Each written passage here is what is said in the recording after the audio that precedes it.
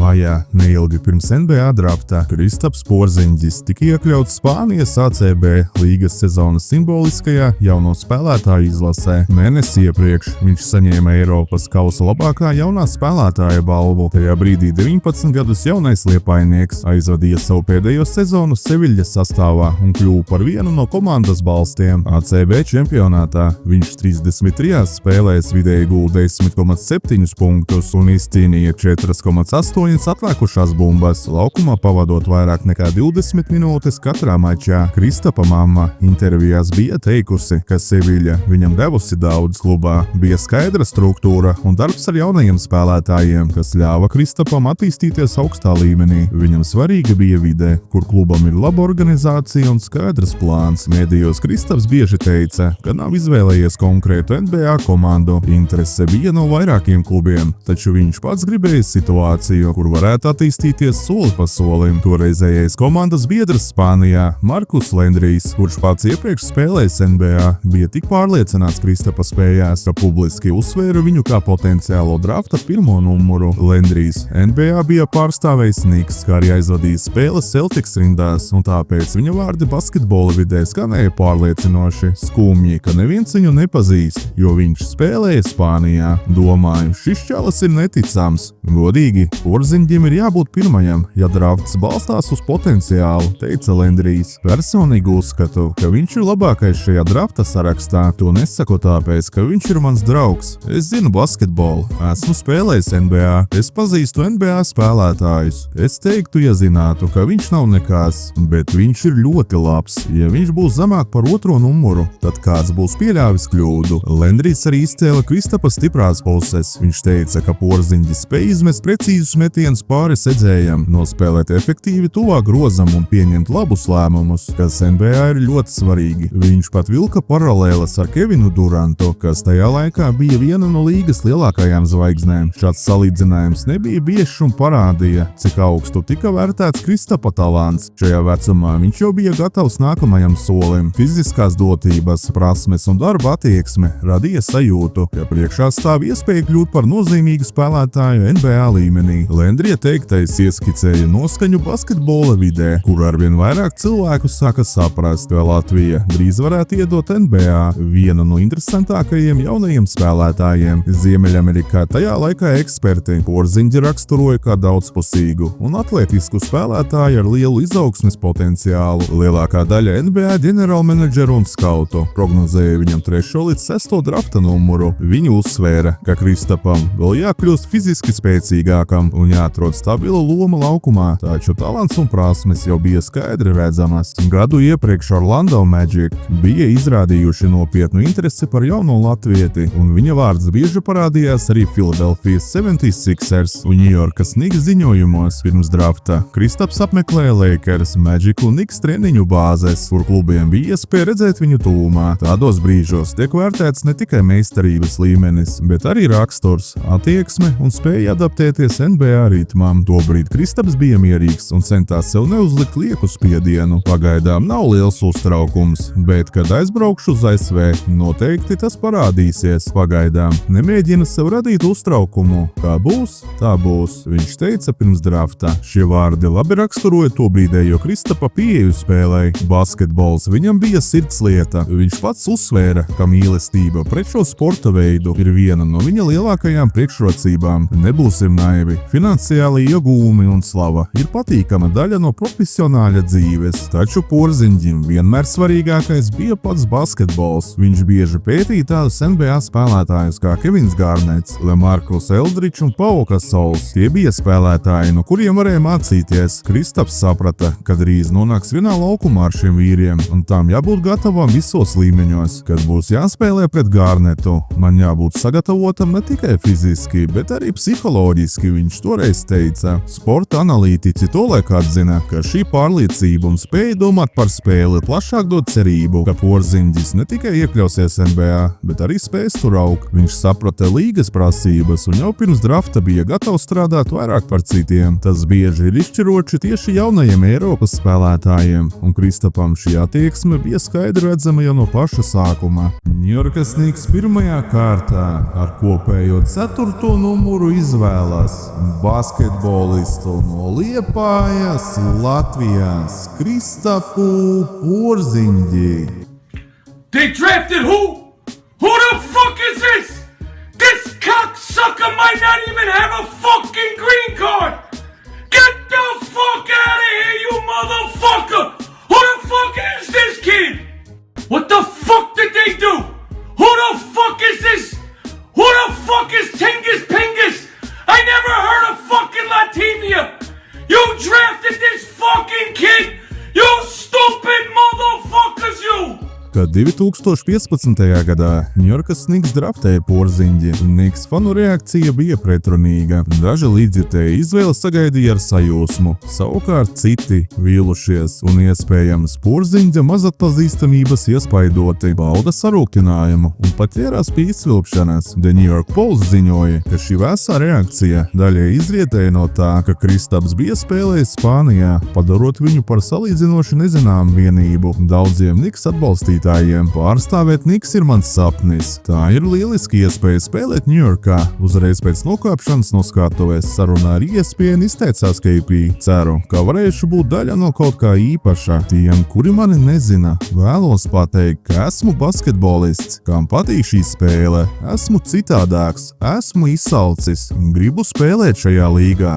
Vēlos cīnīties pret pasaulē labākajiem spēlētājiem. Izvēles ceremonija notika Bruklinas Nets modernajā arēnā, tikai dažus kilometrus no NBA galvenā biroja Manhetenā. Tā bija simboliska vieta brīdim, kad Kristaps Porziņģis kļuva par visaugstāk draftēto Latvijas un Baltijas basketbolistu līgas vēsturē. Ar šo izvēli Knicks ieguva milzīgu uzmanību un komandai automātiski klāt nāca ap 2 miljoniem jaunu atbalstītāju no Latvijas un Baltijas reģiona. Tajā pašā 2015. gada draftā ar pirmo numuru Minnesotas Timberwolves izvēlējās Karlu Antoniju Townsu. Lakers ar otro numuru savā paspārnē paņēma DeAngelo Russellu, bet 76ers trešajā pozīcijā izvēlējās Džalilu Okaforu. Līdz tam Latvijai bija 3 NBA draftēti spēlētāji. Visaugstāk izraudzītais bija Andris Biedriņš, kuru 2004. gadā Warriors izvēlējās ar 11. numuru. Tas parādīja, cik īpašs bija šis brīdis Latvijas basketbolam. Ne Lakers, ne Knicks nebija tikušas pie tik augstas izvēles daudzu gadu garumā. Lakers iepriekšējā top 5 izvēle bija bijusi 82. gadā, bet Knicks 86. Tā gada draftu pavadīja arī interesanti fakti. Kentucky kļuva par pirmo NCAA skolu ar 3 spēlētājiem, kas dažādos gados draftēti ar pirmo numuru. Towns savukārt bija 6.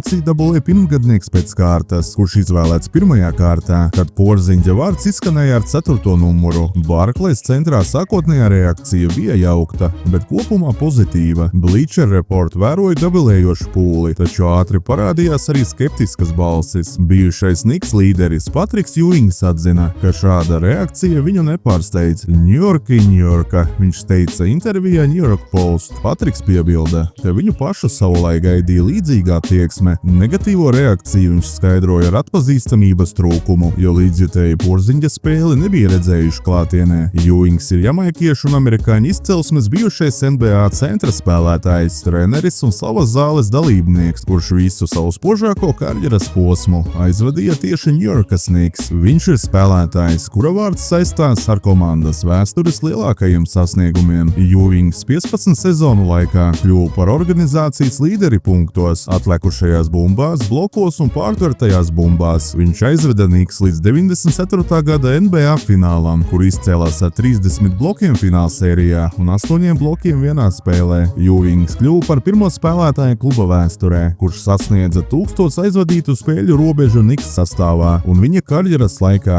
gūtie 24,815 punkti ir viens no spilgtākajiem rādītājiem NBA centra spēlētāju vidū. Tieši šāda līmeņa leģenda uzsvēra, ka publikas sākotnējā skepses reakcija nav pārsteigums, un ka Porziņģa patiesā vērtība atklāsies tikai pēc tam, kad fani redzēs viņa sniegumu. Tobrīd skaļākais vārds Knicks sastāvā bija Carmelo Anthonijs, viens no ražīgākajiem punktu punktu guvējiem NBA vēsturē un lielākā komandas zvaigznē. Tieši viņš vēlāk kļuva par Kristapa svarīgāko balstu pirmajā sezonā, lai arī mēdījos parādījās runas, ka Melo sākumā nesot sajūsmināts par komandas izvēli. Laiks pierādīja pretējo. Drīz vien viņš nosauca Porziņģi par drafta ķērienu un atklāti pauda, ka ir priecīgs spēlēt kopā ar jauno liepājnieku. Kristaps vēlāk sacīja: es uzaugu, skatoties uz Karmelo un mēģinot atdarināt viņu. Neiedomājami, ka man izdevās spēlēt līdzās savam bērnības alkam, un viņš mani paņēma savā paspārnē. Esmu pateicīgs viņam par sniegtajām zināšanām. Šīs attiecības palīdzēja Kristapam ātri iedzīvoties NBA vidē, jo Antonijs deva gan padomus par spēli, gan atbalstu brīžos, kad jaunajam spēlētājam viss bija jauns un svešs. Porziņģa debija NBA bija pārliecinoša. Savā pirmajā līgas mačā viņš guva 16 punktus un palīdzēja Knicks izcīnīt uzvaru sezonas atklāšanas mačā pret Milwaukee Bucks. Viņš spēlēja 24 minūtes un 15 sekundes, izcīnīja 5 atliekušās bumbas, atdeva piespēli, bloķēja metienu un vienreiz pārtvēra bumbu. Viņš realizēja vienu no 2 tālmetieniem un lielāko daļu punktu guva ar soda metieniem, trāpot 9 no 12. Tā bija tikai 4. reize, kopš Karmelo Antonijs spēlēja Knicks, kad komanda uzvar, ja viņa metienu precizitāte ir zemāka par 30%. Mēnesi vēlāk Kristaps savam vārdam pievienoja jaunu ierakstu. Spēlē pret Houstonas Rockets viņš guva 24 punktus un izcīnīja 14 atliekušās bumbas. Ar to viņš kļuva par pirmo 20 gadus jauno basketbolistu kopš Shaquille O'Neala, kurš ticis pie šādiem rādītājiem vienā mačā. Ļoti ātri kļuva skaidrs, ka Ņujorkas līdzjutēji būs spiesti mainīt savu sākotnējo attieksmi. Jaunais latvietis ir ieradies uz ballīti, lai paliktu. Karmelo Antonijs atzina, ka Kristapa spēle pret Rockets bija izcila. Viņš bloķēja 7 metienus un darīja daudz cita darba komandas labā. Antonijs uzsvēra, ka starp viņiem veidojas laba sadarbība. Kristaps izmanto viņa pieredzi, taču pats izdara lielāko daļu darba. Melo teica, ka viņš nepiesavienās nekādu nopelnu, jo Porziņģis attīstās pats un progresē katru mēnesi. Viņš arī atgādināja, ka pēc drafta daudzi šaubījās, jo neviens nezināja, ko no Kristapa sagaidīt. Turpmākie mēneši tikai nostiprināja viņa kā uzlecošā zvaigznes statusu. Porziņģis turpināja pretendēt uz Austrumu konferences mēneša jaunpienācēju titulu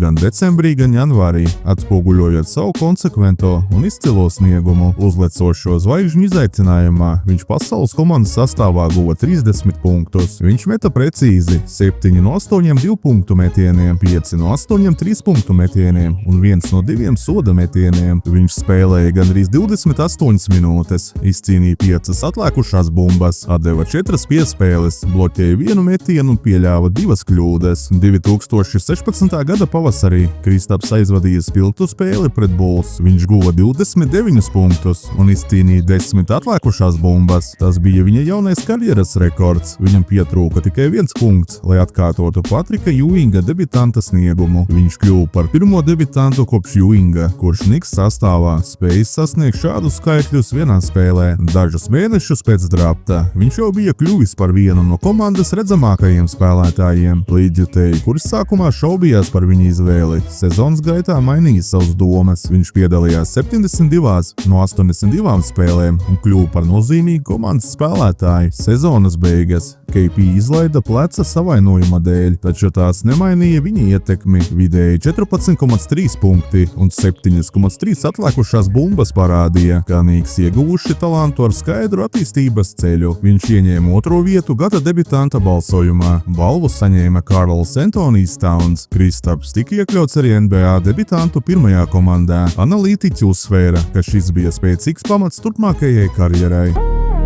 Sākumā izvilpā, tagad jāatvainojas. Spēks, gods, svars, tagad status mans boy. Vairāk neesmu freshman, tagad līderis kortā. KP tribīnēs, meitenes skandē, Kristaps Porziņģis.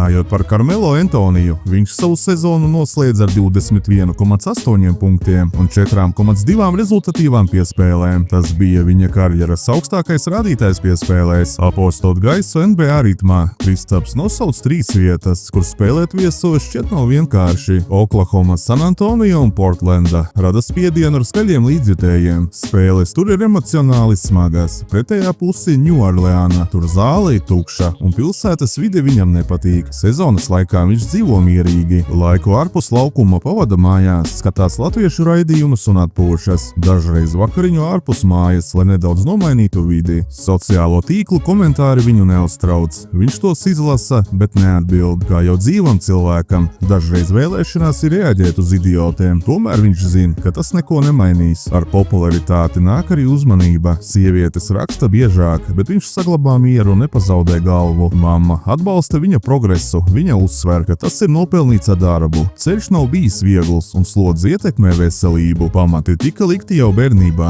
un neviens neprognozēja tik strauju kāpumu līdz NBA. Ierasties NBA no Eiropas nav vienkārši. Tur mīl spēlētājus, kuri kļuvuši pazīstami jau vidusskolā un koledžā. Viņam nācās pierādīt sevi no nulles. Ceļā nākas sastapt arī tumšāku dzīves pusi. Apkārt parādās cilvēki, kurus interesē tikai nauda un materiālās lietas. Cilvēcība šādās situācijās pazūd. Tomēr arī šādos brīžos iespējams atrast savus gaišos punktus, kas palīdz turpināt ceļu uz priekšu. Porziņģim, augot kā spēlētājam, mainījās arī viņa dzīves apstākļi. Pēc veiksmīgās debijas sezonas viņš izvēlējās īrēt penthausu Manhetanas rietumos. No dzīvokļa logiem pavērās skats uz upi un ēkā bija pieejama NBA izmēra basketbola zāle. Tajā vasarā tur trenējās Karmelo Antonijs, kurš gatavojās Rio de Janeiro olimpiskajām spēlēm, kurās vēlāk izcīnīja zeltu. Starpsezonā Ņujorka veica vairākas izmaiņas. Komandai pievienojās Deriks Rouzs un Justins Holidejs. Joakims Noah, kurš dzimis Manhetanā, pameta Čikāgu, lai parakstītu līgumu ar klubu, kur atbalstīja kopš bērnības.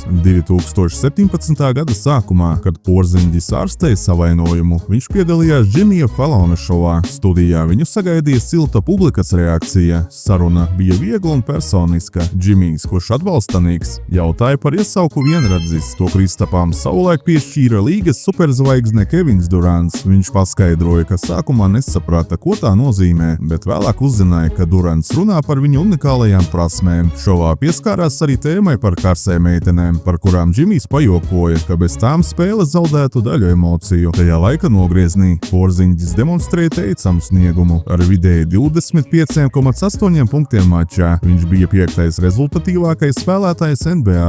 Visu zvaigžņu nedēļas nogale Porziņģim deva plašu skatuvi. Viņš pārstāvēja pasaules komandu uzlecošo zvaigžņu izaicinājumā un parādīja, ka spēja dominēt arī starp līgas spilgtākajiem jaunajiem talantiem. Papildus tam viņš ieguva meistarības izaicinājuma trofeju. Tajā viņš pierādīja savu ātrumu, metiena stabilitāti un veiklību. Ceturdaļfinālā Porziņģis pārspēja Demarkusu Kazinsu. Pusfinālā viņš kontrolēja dueli ar Denveras serbu centru Nikolu Jokiču, kurš nākotnē kļūs par līgas grandu. Finālā viņš pārliecinoši uzvarēja Gordonu Haywardu. Ar šo patīkamo panākumu Kristaps parādīja sevi kā vienu no daudzpusīgākajiem jaunajiem spēlētājiem savā pozīcijā. Neimārs, uzzinot par Kristapa ierašanos Barcelonā, gribēja viņu satikt. Viņš uzaicināja latvietu spēli un procesā tapa arī kopbilde. Abi apmainījās ar krekliem. Neimārs tajā laikā bija Barcelonas uzbrukuma zvaigzne. Spānijas čempionāta spēlē pret Villarreal viņš guva pirmos vārtus un palīdzēja komandai uzvarēt ar 4-1.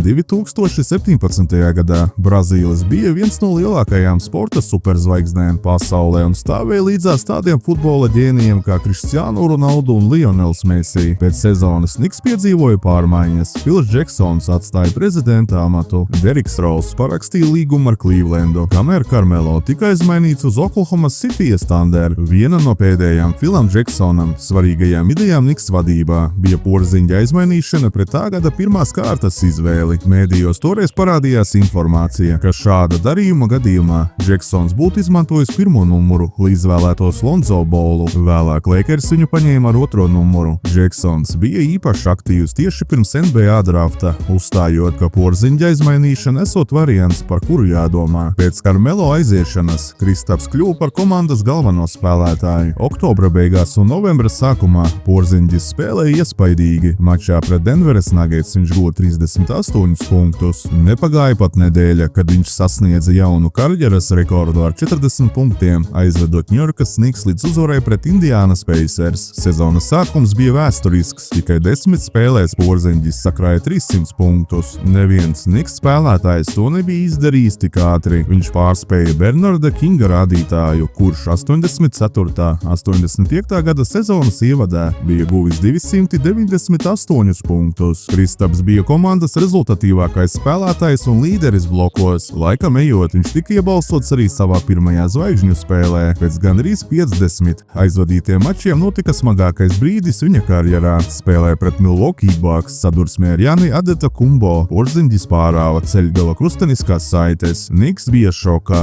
līdzjutēji bija šokā. Arī pats spēlētājs saprata, ka priekšā gaida garš un sarežģīts periods. Laikam ejot Ņujorkā, nebija redzama skaidra virzība uz konkurētspējīgu nākotni. Porziņģa ambīcijas auga. Viņš vēlējās spēlēt komandā, kas cīnās par titulu. Tas bija loģisks domu salikums spēlētājam, kurš jau bija pierādījis savu vērtību līgā. 2019. gadā Kristaps pieprasīja maiņu. Attiecības starp viņu un Knicks vadību bija kļuvušas saspringtas. Porziņģis nebija apmierināts ar organizācijas izvēlēto virzienu. Tas noveda līdz maiņas darījumam uz Dallasas Mavericks. Atvadoties no komandas un pilsētas, Kristaps pateica dažus vienkāršus vārdus: Ņujorka vienmēr būs manā sirdī. Paldies ikvienam, kurš šo laiku padarīja īpašu man un manai ģimenei. Dallasā viņš nonāca kopā ar pieredzējušo veterānu Dirku Novicki un 19 gadus jauno supertalantu Luku Dončiču. Līdz šim brīdim Porziņģis savās pirmajās 186 NBA spēlēs vidēji bija guvis 17,8 punktus un izcīnījis 7,1 atlikušo bumbu.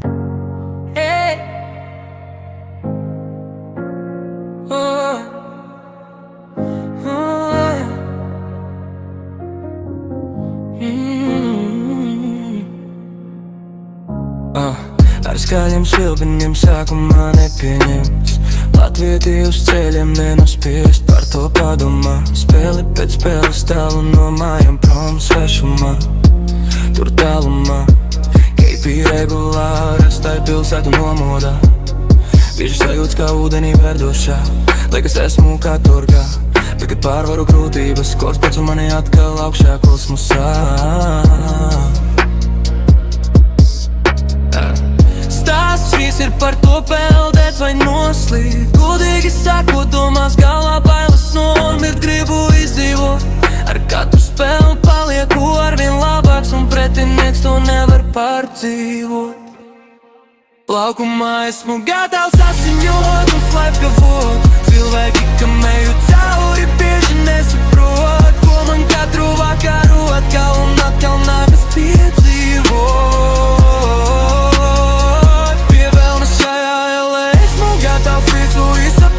Esmu kārs un man laukumā patīk uzliesmot. Šāpēklē soli pa solim spēlē mani vēl dzēk. Spēles vēl mētas manas dusmas rendē. Acīs uguns un par savu spēli man nav kauns. Vakara beigās esmu savs, bet man ir vajadzīgs tas kaus. Vai kāds jaus, cits pļaus. Pretinieks visiem spēkiem žnauks. Dribls pa labi, dribls pa kreisi. Vecī tas ir nokauts. Pievelna šajā LA, esmu gatavs visu izsapņot. Esmu kārs un man laukumā patīk uzliesmot. Šāpēklē soli pa solim spēle mani vēl dzēk. Spēles vēl mētas manas dusmas rendē. Ņujorkā tagad skaļi elpo manu vārdu. Tikai muļķis sākumā teica, ka man nav spārnu. Lidoju pa laukumu, šodien visi zin uz vārdu. Tagad brīvības statuja arī zin šo stāstu. Pievelna šajā LA, esmu gatavs visu izsapņot. Esmu kārs un man laukumā patīk uzliesmot. Šāpēklē soli pa solim spēle mani vēl dzēk. Spēles vēl mētas manas dusmas rendē.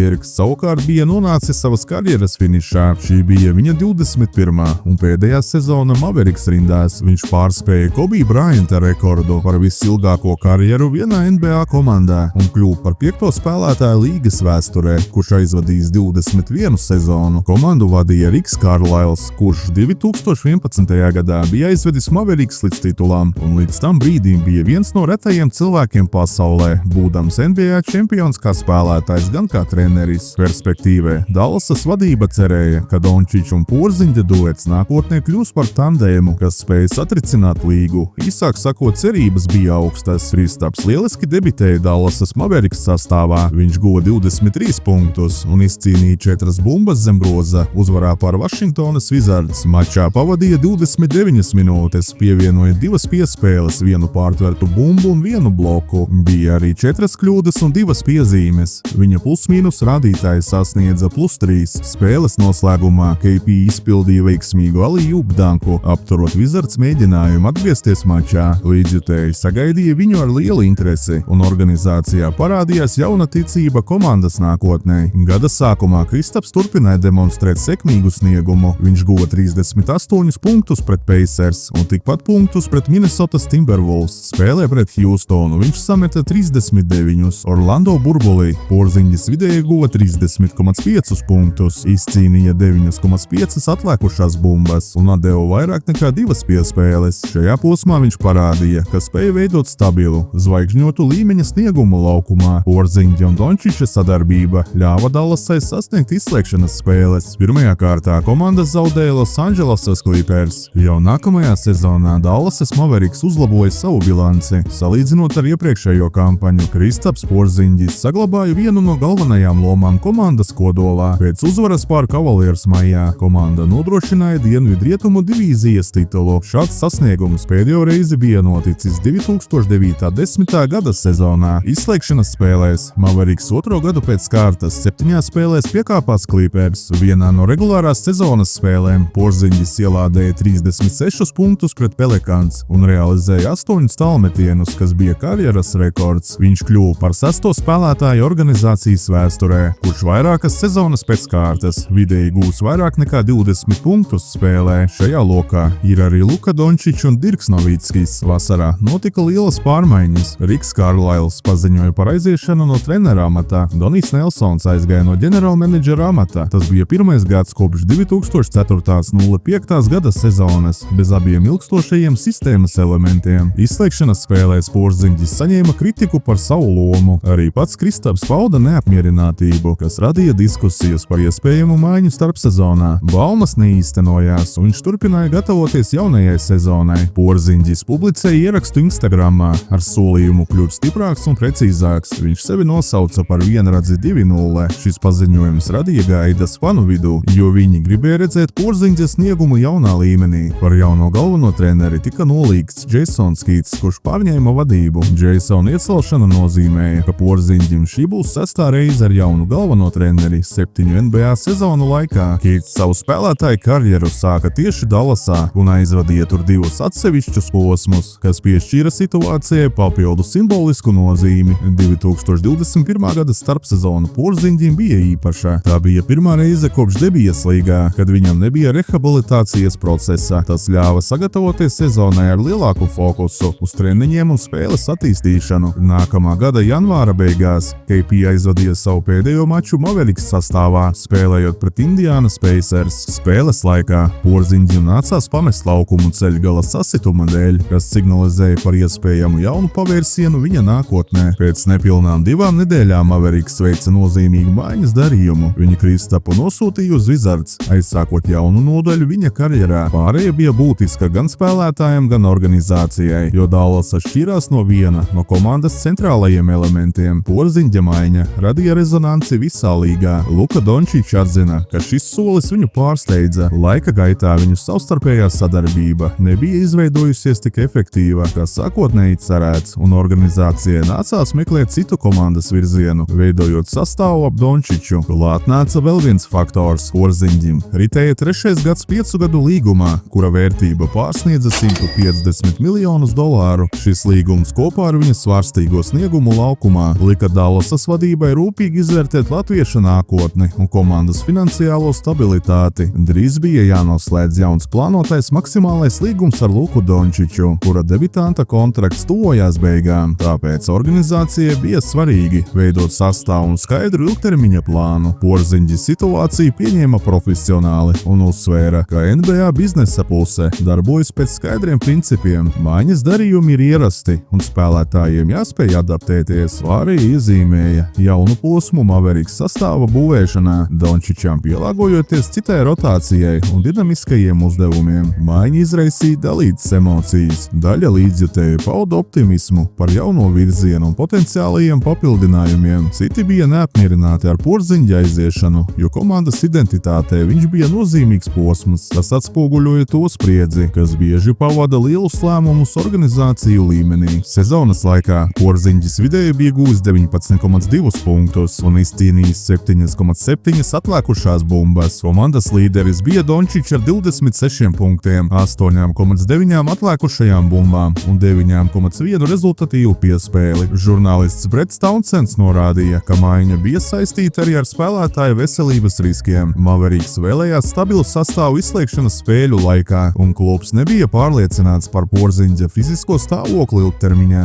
Aizmainot Kristapu, Dallasa zaudēja vienu no saviem svarīgākajiem aizsardzības spēlētājiem zem groza. Lukam ar Kristapu spēles laukums acīm redzami bija par mazu, un KP vajadzēja ieelpot svaigu gaisu jaunā virsotnē. Vašingtonā Porziņģim nebija ierastā spiediena, un viņš varēja brīvi izpausties un pārstartēt savu karjeru. Vašingtonā KP tieši to arī ieguva. Spēlētājs varēja atjaunot pārliecību, jo komanda neatradās starp galvenajām pretendentēm uz izslēgšanas turnīru. Sistēma tika veidota ap viņu, kas deva vietu iniciatīvai. Pirms drafta Wizards veica ievērojumu maiņu. Russells Westbrooks kopā ar divām nākamajām otrās kārtas izvēlēm tika nosūtīts uz Los Angelesas Lakers. Pretī Wizards saņēma vairākus spēlētājus un tiesības uz Lakers 2021. gada pirmās kārtas izvēli. Tajā pašā vakarā Wizards iemainīja Jacksona drafta tiesības uz Indianas Pacers pret Āronu Holideju un tiesībām uz 31. izvēli. Sastāvā bija vairāk interesanti spēlētāji. Kails Kuzma, kurš ar Lakers bija ieguvis NBA titulu, Bradley's Beals, kurš pildīja komandas galvenā spēlētāja lomu. Abi veidoja kodolu, kas papildināts ar Porziņģi, radot potenciālu stabilai sadarbībai laukumā. Wizards šajā darījumā saņēma vērtību, jo pie sevis ieguva spēlētāju ar līdera potenciālu un visu zvaigžņu līmeņa prasmēm. Pavasarī intervijā Washington Post Kristaps norādīja: "Ticu, ka savu potenciālu vēl neesmu sasniedzis. Dzīvē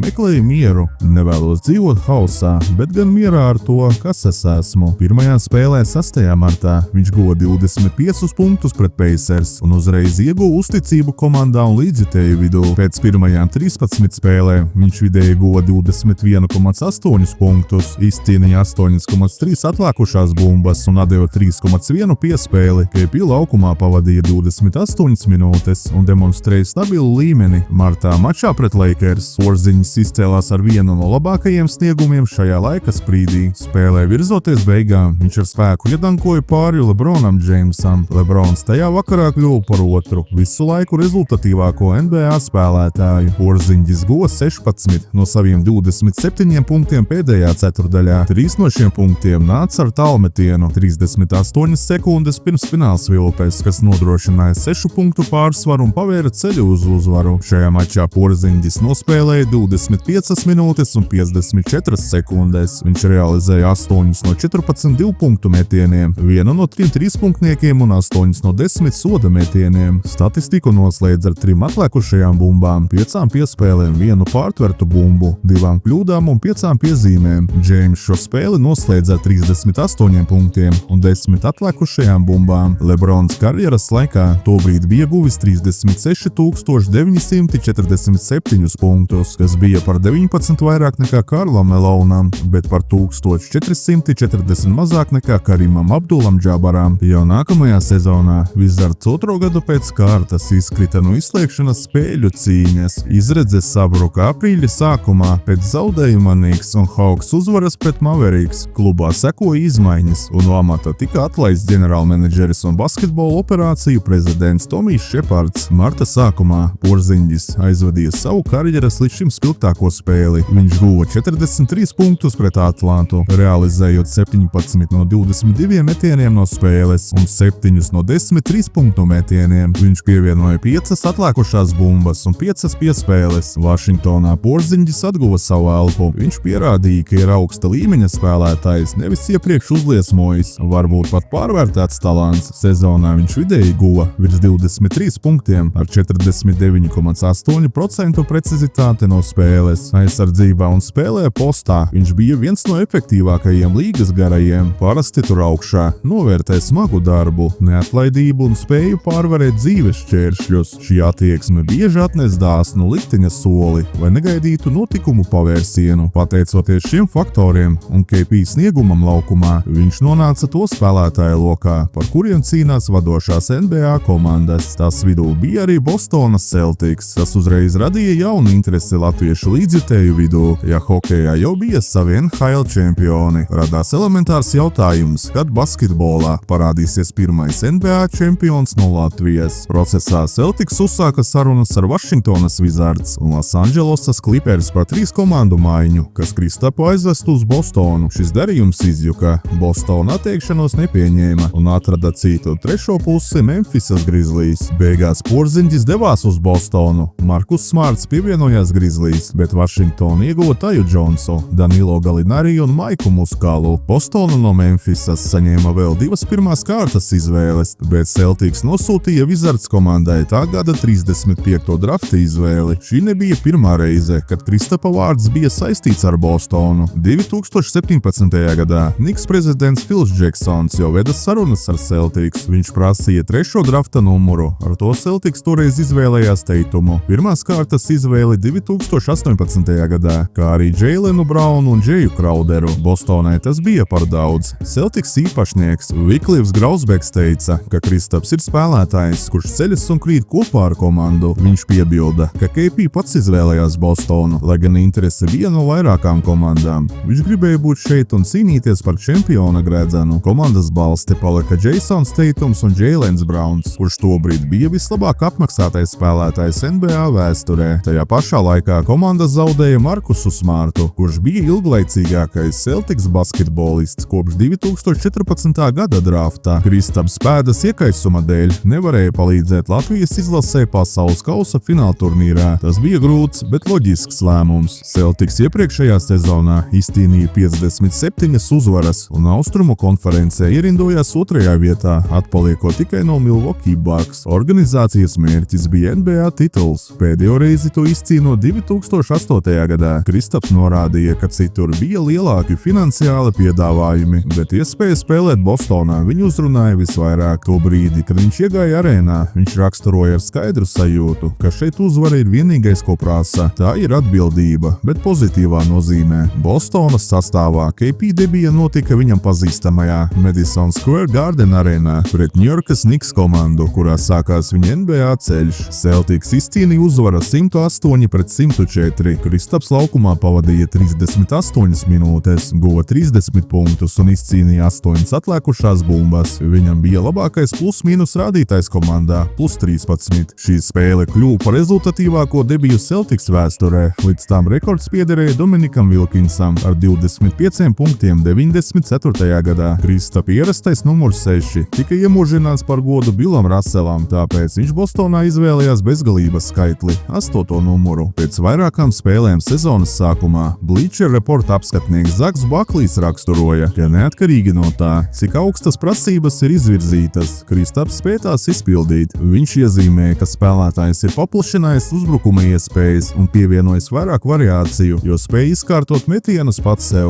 Aizsardzībā Kristaps ir spēcīgs soda laukumā un dod nozīmīgu pienesumu cīņā par atliekušajām bumbām. Baklijs piebilda, ka latvietis izskatās kā trūkstošā puzles daļa Celtics komandai, kas pietrūka ceļā uz titulu. Viņš nosauca Kristapu par fenomenālu spēlētāju un norādīja, ka viss redzētais ir atkārtojums sezonas turpinājumā, ja viņš saglabās veselību. Ja stāvoklis būs stabils, viņa klātbūtne būs jūtama abos laukuma galos. Decembra beigās Kristaps sasniedza sezonas rekordu ar 35 punktiem un 8 atliekušajām bumbām pret Detroitas Pistons. Regulārās sezonas priekšpēdējā nedēļā viņš saņēma Austrumu konferences nedēļas spēlētāja balvu. Marta vidū Celtics kļuva par pirmo komandu, gadu, kas nodrošināja vietu izslēgšanas spēlēs, uzvarot Phoenixas Suns un izmantojot Filadelfijas zaudējumu Milwaukee Bucks vienībai. Pēc 6 dienām Bostonas klubs 3. reizi pēc kārtas ieguva Atlantijas divīzijas titulu. Marta 2. pusē Celtics 1. reizi kopš 2017. gada nodrošināja 1. vietu Austrumu konferencē pēc uzvaras pār Chicago Bulls. Aprīļa sākumā komanda turpināja uzlabot sniegumu. Uzvara pret Thunder nodrošināja labāko bilanci līgā un 1. reizi kopš 2008. gada piešķīra mājas laukuma priekšrocības visās izslēgšanas spēlēs. Tā bija arī 1. reize kopš 2009. gada, kad Celtics sasniedza vismaz 60 uzvaras. Sezona noslēdzās ar bilanci 64-18, kas bija par 14 uzvarām vairāk nekā Atlantijas divīzijas un Austrumu konferences 2. vietai Ņujorkas Knicks. Izslēgšanas spēlēs Celtics 5 mačos pārspēja Miami Heat un Clevelandas Cavaliers, pēc tam pārliecinoši apspēlējot Indianas Pacers. Komanda 2. reizi 3 sezonās sasniedza finālu, kur pretī stājās Kristapam labi zināmā Dallasas Mavericks. Celtics izslēgšanas spēlēs sasniedza labāko punktu starpību līgā ar +10, vidēji guva 111,4 punktus un zaudēja 101,3 punktus savā grozā, kas bija 3. labākais rādītājs. Komanda to paveica, lai gan Kristaps no 1. kārtas 4. spēles bija ārpus sastāva pēdas muskuļu sastiepuma dēļ. Nākamajās 2 kārtās KP nepiedalījās, savukārt komanda bez viņa sasniedza 9-1 bilanci. Basketbola vidē uzskatīja, ka Celtics šajā sezonā atrodas stāvoklī, kur finālā pieļaujams tikai viens rezultāts. Ja komanda neizcīnītu titulu, regulārās sezonas un izslēgšanas spēļu darbs zaudētu nozīmi, pilsētā valdīja viena doma – čempionu tituls. Organizācijai tas būtu 18. panākums un pārsvars pār Losandželosas Lakers. Iepriekšējais tituls bija iespēts 2008. gadā, toreiz finālā apspēlējot tieši Lakers. Galvenais treneris Joe Mazzulla 35 gadu vecumā kļuva par jaunāko speciālistu, kurš vadījis komandu NBA finālā. Šo godu viņš dala ar Billu Russellu, kurš to paveica 60. gadu beigās kā spēlētājs treneris. Finālsērijas 1. mačā Kristaps atgriezās pēc 38 dienu pauzēs. Viņš laukumā nāca no rezervistu soliņa, guva 20 punktus, izcīnīja 6 atliekušās bumbas un bloķēja 3 metienus 20 minūtēs un 34 sekundēs. Ar šādu sniegumu KP kļuva par 4. spēlētāju līgas vēsturē, kurš savā pirmajā finālā guvis vismaz 20 punktus no soliņa. Jaylen Browns sakrāja 22 punktus, Jasons Tatums pievienoja 16 punktus un 11 atliekušās bumbas. Deriks Vaids guva 15 punktus. Mavericks rindās rezultatīvākais bija Luka Dončičs ar 30 punktiem. Bostonas komanda izcīnīja uzvaru finālsērijā ar 4-1. Otrajā spēlē rezultatīvākais bija Holidays ar 26 punktiem. 3. mačā komandu uz priekšu vilka Jasons Tatums ar 31 punktu un Jaylens Browns ar 30 punktiem attiecīgi. 4. mačā Mavericks kārtīgi iekoda Celtics, izcīnot 3. lielāko uzvaru NBA finālu vēsturē. Lielākie panākumi bijuši tikai Čikāgai pret Jazz 98. gadā ar +42 un Celtics pret Lakers 2008. gadā ar +39. Bostonas pārsvars sērijā samazinājās un šo zaudējumu raksturoja kā sliktāko visā sezonā un sliktāko kopš 2017. gada Austrumu konferences fināla. Tas pārtrauca 10 uzvaru sēriju izslēgšanas mačos un 7 uzvaru sēriju izbraukumā. Komanda arī neiekļuva vēsturē kā pirmā, kas uzvarējusi visas spēles konferences finālā un finālā. Sērijas noslēgums Bostonā bija pārliecinošs. Jasons Tatums guva 31 punktu, Jaylens Browns pievienoja 21 punktu, 8 atliekušās bumbas un 6 piespēles. Browns tika atzīts par fināla vērtīgāko spēlētāju. Viņš uzsvēra, ka panākums pieder visai komandai. Līdzjutēji Latvijā svinēja pirmo NBA čempionu no Baltijas. Sociālajos tīklos jokoja, ka līgo svētku ballīte un kārtīgs metiens var sākties krietni ātrāk. Pirms finālsērijas 5. spēles Kristaps ignorēja ārstu ieteikumus nedoties laukumā. Treneris Joe Mazzulla atzina, ka komanda centās viņu pasargāt. Nebija skaidrs, cik gara būs sērija un mediķi jūta risku. Tuvojoties 5. spēlē Bostonā, Kristaps paziņoja, ka spēlēs. Lēmums bija stingrs un bez šaubām. Ar šo titulu Kristaps kļuva par 6. Knicks draftēto spēlētāju 20 gadu laikā, kurš sasniedzis NBA virsotni. Pēc triumfa viņš uzdāvināja savu spēles apavu kādam zēnam, kurš bija pienācis klāt un to tos palūdza. Televīzijas kameras šo brīdi nofiksēja. Tā bija jauka epizode Celtics svinību vidū. Kristaps titulu raksturoja kā atziņu par to, cik daudz darba un disciplīnas prasa ceļš līdz panākumam. Viņš norādīja uz kopīgo vīziju, ka šis ir mirklis, par kuru visi bija runājuši, kad viņš pievienojās Bostonai. Uzrunājot līdzjutējus, viņš sacīja: "Vecīt, mēs to izdarījām. To pat grūti izteikt vārdos šobrīd, bet uzvarēt čempionātā ir brīnišķīga sajūta." Kristaps teica, ka pieņēmis traumas risku 5. spēlē, jo vēlējies sadot visu, ko spēja. Rehabilitācija palika 2. plānā. Prioritāte bija tituls un komandas mērķis. Pēc tik svarīga panākuma Kristaps automātiski nopelnīja sev vietu starp nozīmīgākajiem latviešu sportistiem vēsturē.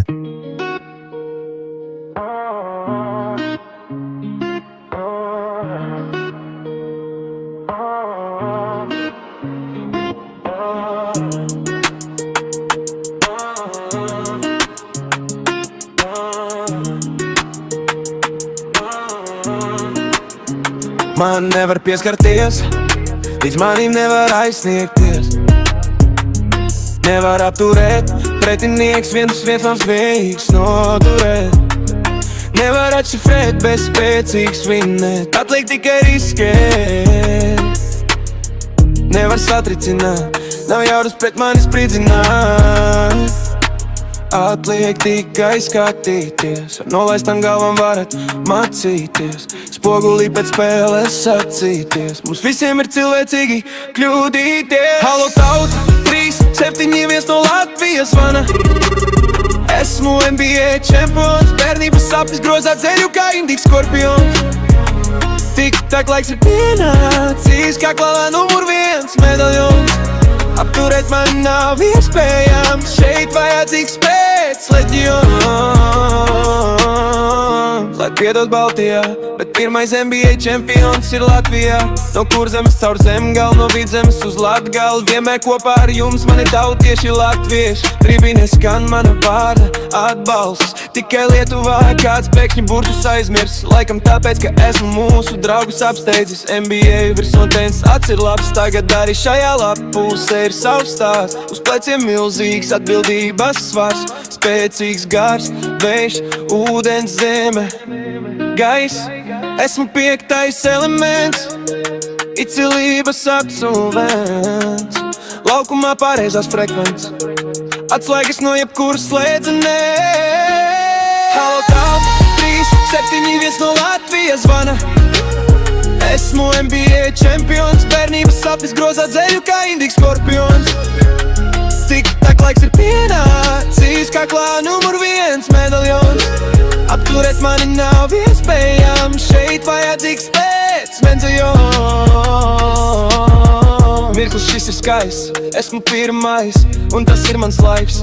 No šodienas īskais līdz grafiks, jauns trafiks, tas tev patiks. Šis ir mūsu gadsimts, tas slava piedzims, jo tas DNK ir iedzims. 221 centimetrus, baltajā namā rokas spiež prezidents. Halo tauta, 3-7-1 no Latvijas zvana. Esmu NBA čempions, bērnības sapnis grozā dzeļu kā Indiks skorpions. Tik tak laiks ir pienācis, kā klā numur 1 medaļons. Apturēt man nav iespējams, šeit vajadzīgs pēc leģions.